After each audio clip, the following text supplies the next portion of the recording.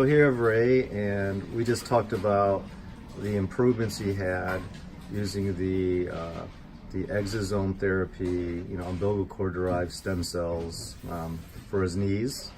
Now, you actually had stem cells taken from your own fat 2 years ago and put in your knees? Yeah, it was 16 months ago. Okay. I had put in both knees. And how was the procedure? Was it quite painful? It was the surgical procedure the to take procedure was acceptably. The pain was acceptable, but the night afterwards was extremely painful. I couldn't walk. I had to be carried into the house. Mm-hmm.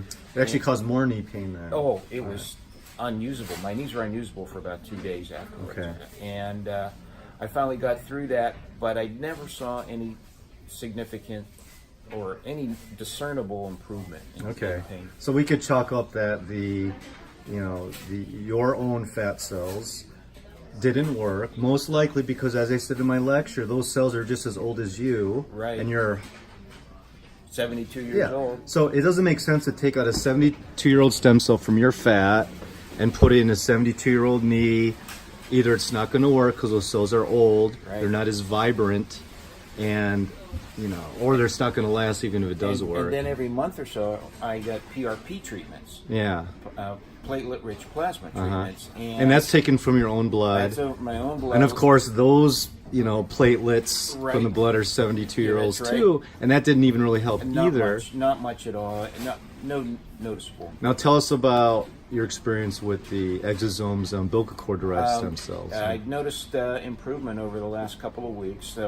We're now almost 2 months out, and noticed there was noticeable improvement in the last 2 weeks. Yeah. And so I'm quite pleased, and I hope the trend line continues. So your bone-on-bone knees now are about how many percent better, improved function? 40 to 50%. Yeah, and back to golfing. Yep. Yeah. Working out pretty regularly again, so I'm getting there. Yeah. And you were scheduled for a knee replacement last month. Looks like we could either postpone it. At least a year. Let's put it that and way. then maybe cancel it altogether. I'd like that. Yeah. And we'll keep on following up with you. Yeah. And you notice how, compared to having the adipose stem cells and the PRP versus having the exosomes and the laser booster, you're just getting better results, aren't you?